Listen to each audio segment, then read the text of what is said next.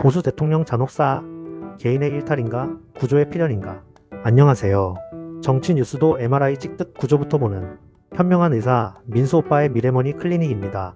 민주화 이후 보수 대통령 5명 중 4명 사법심판, 윤석열 1심 무기징역, 30년 만에 내란 1심 유죄. 이게 단순 뉴스냐? 아닙니다.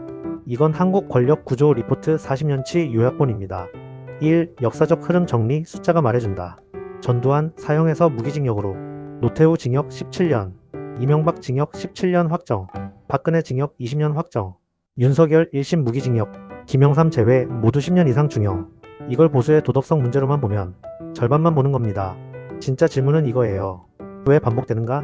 이 제왕적 대통령제의 구조적 함정. 한국 대통령제는 5년 단임, 국정 전반 인사권 집중, 검찰 행정부 통제력 막강, 여당 장악 시 입법 영향력 확대, 즉 집권 초반엔 권력 초집중, 임기 말엔 권력 급붕괴.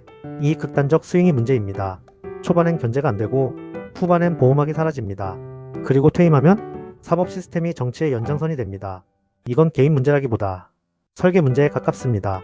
3. 보수 정권의 구조적 취약성. 보수 진영은 전통적으로 강한 리더 중심 구조, 수직적 조직 문화, 충성 중심 인사, 이 특징이 있습니다. 이게 위기 상황에선 결단력으로 작동합니다. 하지만 시간이 지나면 내부 견제 약화, 참모진의 눈치 정치, 정책 오류 누적, 그리고 결국 모든 책임이 정점에 몰림. 그 결과가 퇴임 후 중형 선고 패턴입니다. 4. 내란이라는 상징성. 이번 사건의 무게는 형량 자체보다 상징성이 큽니다.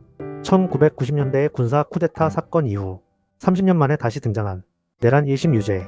이건 단순 범죄 판결이 아니라 헌정 질서의 경계선 선언입니다. 권력의 행사 범위는 어디까지인가?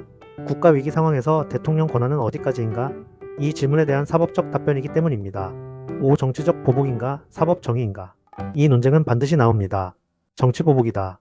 사법정의 실현이다. 현실은 그 중간 어디쯤입니다.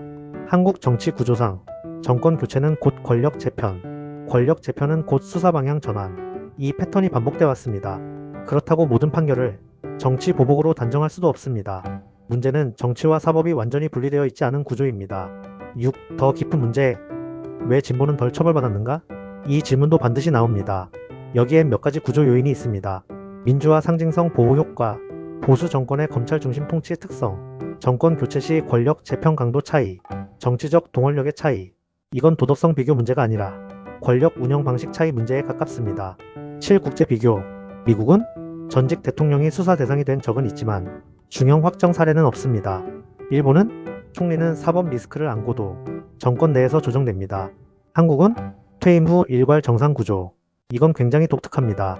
8. 앞으로의 정치 지형. 이번 판결이 확정되든 아니든 보수 진영 내부 재편 가속, 강경 vs 온건 노선 충돌, 권력 분산형 리더십 요구 증가. 이 흐름은 불가피합니다. 보수가 살아남으려면 강한 지도자 프레임보다 제도적 안전장치 강화로 이동해야 합니다. 9. 가장 냉정한 결론. 이건 보수의 비극이 아닙니다. 이건 권력 집중 국가의 구조적 리스크입니다. 누가 대통령이 되든 권력이 한 점에 몰리면 결말은 비슷해질 확률이 높습니다. 한국 정치의 진짜 개혁은 인물 교체가 아니라 권력 분산 설계입니다. 마지막 한 줄. 대통령이 위험한 직업이 된 나라. 이게 정상입니까? 아니면 시스템 고정이 반복되는 겁니까? 좋아요는 민주주의의 산소, 구독은 권력 과열 방지제, 알림 설정은 견제 장치입니다. 정치 뉴스 감정으로 보지 말고 구조로 봅시다.